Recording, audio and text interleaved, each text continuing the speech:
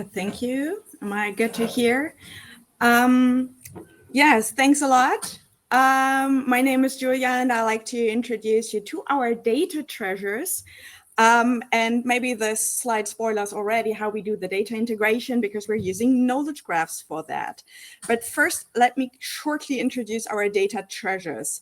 So over the years, we have developed and adopted quite a number of large-scale databases of biological relevance at DSMZ. And some of them are even global core biodata resources and Elixir core data resources. You've heard about this during the last couple of days, so plenty. And what you've also heard is that it's apparently super difficult to secure funding for them, which is why I'm super happy, super lucky to secured and united all of them with institutional funding at DSMZ in 2023. And because of this reason, I will shortly like to introduce DSMZ to you because I'm pretty sure that this audience does not know what this is. It's a German collection of microorganisms and cell cultures. So basically what we do is we collect microbes. So we have one of the largest collections of microorganisms and cell cultures in the world. We do services for them. We do research on these resources. And since 2023, we also have the digital resources. And this is what I sell to you now as DSMZ Digital Diversity. But it is more than just sustaining all these data resources, because the heart of DSMZ Digital Diversity, or D3 in short, is what you see here with this small word, data integration, because our aim is not only to secure these databases, but also to make more out of them by interconnecting them, by integrating them. And this is a challenging task, actually, that lies within my working group, because we're not only talking about genome data here. We're not only talking about a couple of genomes that we have, we're talking about very heterogeneous data. And I have prepared this graph for you where you can see different types of data that we actually have in our databases. So it's quite complex, it's super diverse. I mean, it is called digital diversity for a reason. And this is especially true when you look at microorganisms up there, but I have a better figure to explain this. Because for microorganisms, when you have just one particular microorganism, like this E. coli strain, you have to go to different databases to get a comprehensive picture. Like this is color-coded, actually, so you see all the databases on the right-hand side.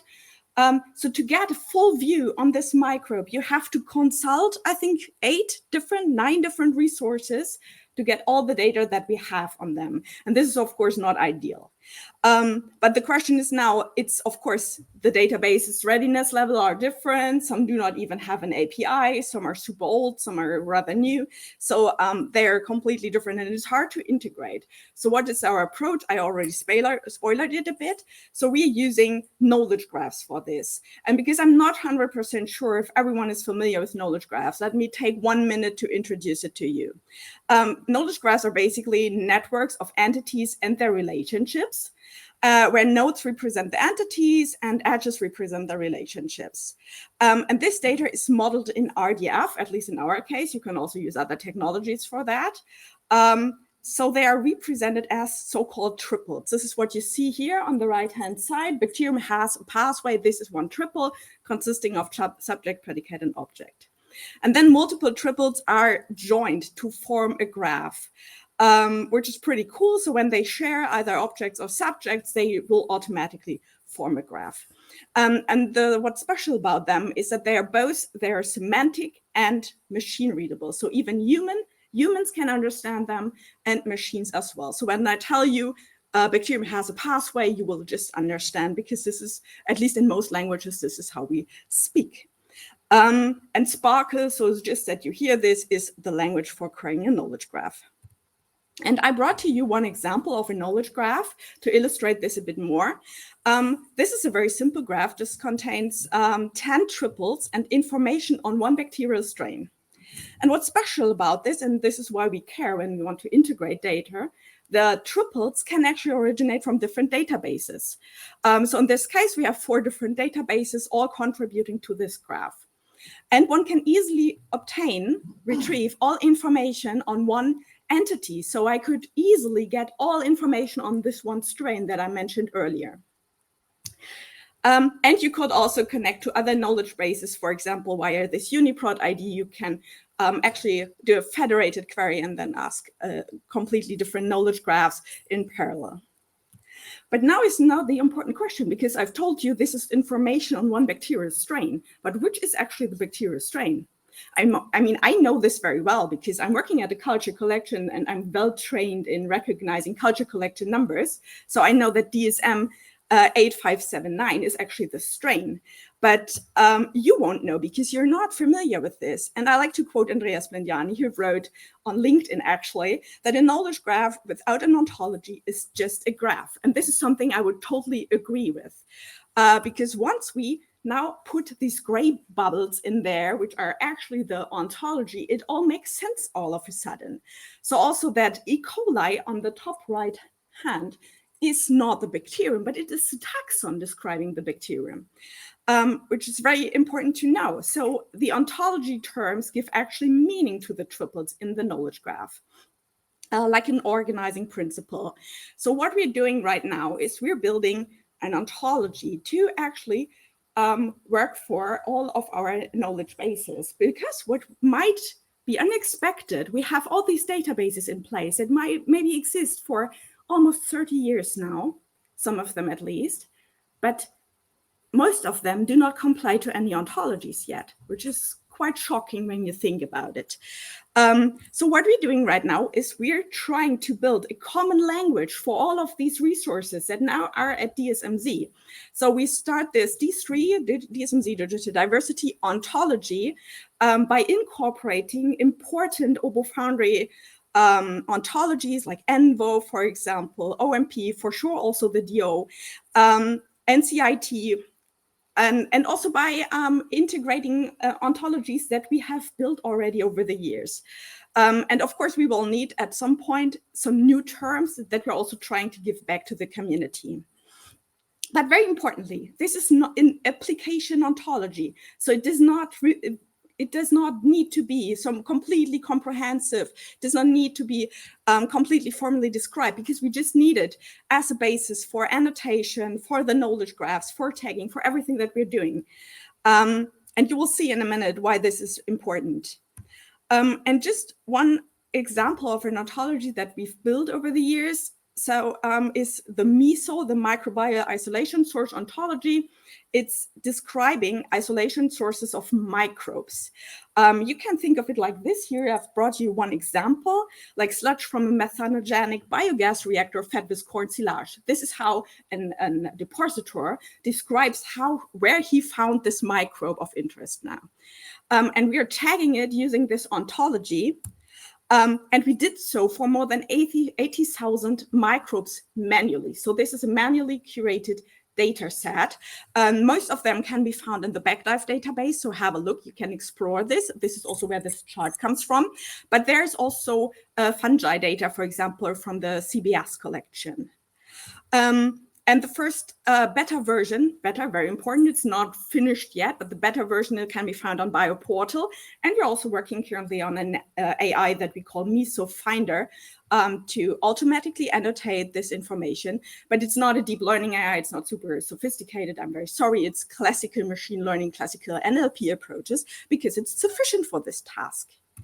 And also we are working on even more ontologies that we think are of interest to the community. For example, the LPSN taxonomy, which is very similar to NCBI taxonomy. But if you're familiar with taxonomy, this is a really complicated field, and people from the prokaryotic side of things always rely on LPSN, and they really wish for an semantic version of this. So now, once we have created this ontology, and we all more or less at least agree on it, we will proceed with building this knowledge graph and using this as a basis. But our first idea was a centralized graph, like one graph that fits all. So all of the databases will be part of this one graph. But we kind of, changed our minds on this because it's much more scalable. When each database builds its own graph, they have different update cycles and everything will be super complicated if we put it in one graph. It's not scalable. But the idea is to have one graph per each database that can be then plug and play, because they will use shared IRIs wherever possible. These are identifiers used in knowledge graphs. And they will also use this shared ontology that I just mentioned, which makes them plug and play in the end. And I'm excited to already tell you that we have also created at least two Sparkle endpoints now for our first knowledge bases, which are Backdive and MediaDive. But there are more to come. So very soon, I hoped really it would have been published by now, but very soon there will be also a Brenda knowledge graph that you can also query on. But please be aware, these are prototypes. So they are not super fancy. They are not so semantically enriched. And we're still working on it while we work on the ontology. But we wanted to have feedback from the community as early as possible here. And lastly, what's the most important part maybe of the work is to thank you, of course, but also to thank Denby Elixir Germany, Elixir Hub, of course, for inviting me, but also we're part of NFDI. All the team members that are working on this, because of course I'm not doing this alone, luckily. So we are a huge team working on the different databases. And I really encourage you, because major parts of this work were inspired by the DBCLS biohackathon last year. And the registration is still open until the end of this month. So if you can afford flying to Japan for 1 week, I encourage you to be part of this amazing event, really. They are not so well known, so I'm ambassador for going to there. So I will be there, and I would be happy to see you there as well. So if you have any questions after this talk, come up to me and ask. And also, yeah, just all the contact details is there as well. I also like to talk about all of our resources. And yeah, I thank you for your time.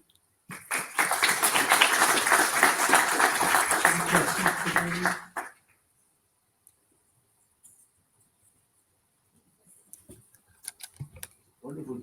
I have a question. I mean, you said, how easy or can you encode context knowledge within this type of graph description of?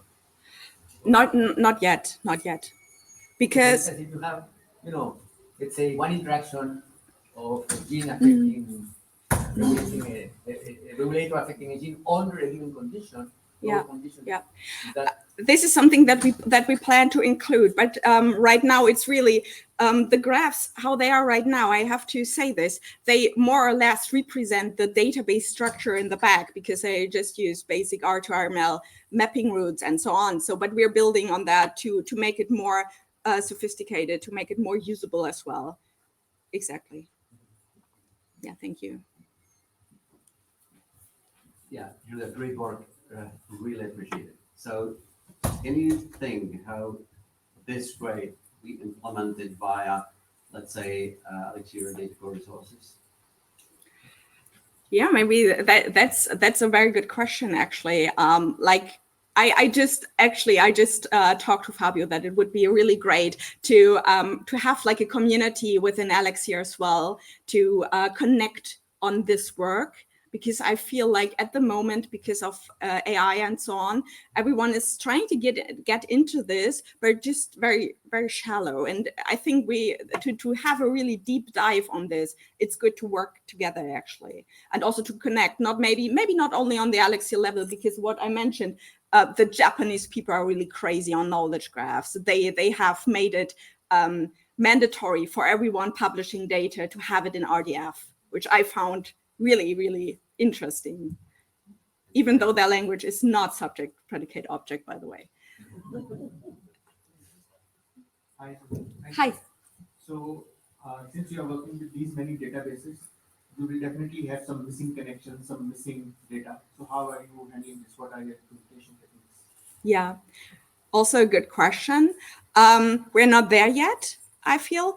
We're in the process of creating actually a new database on plant viruses, because maybe you realize we have many databases on different types of organisms like bacteria.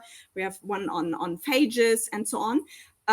But we don't have one for plant viruses yet, even though we have a plant virus collection at DSMZ. So this is why we're in a good position to actually build one. But normally we would, of course, try to go to other databases and look if we can maybe collaborate, if they provide knowledge graphs already, or if we can integrate data from them. And I know also that there are some databases that are just vacant for some years now. So it's also possible to maybe help them get their data back in a way, yeah. Like we did for strain info, for example. Any other questions? All right, let's do there. Yeah, thank you.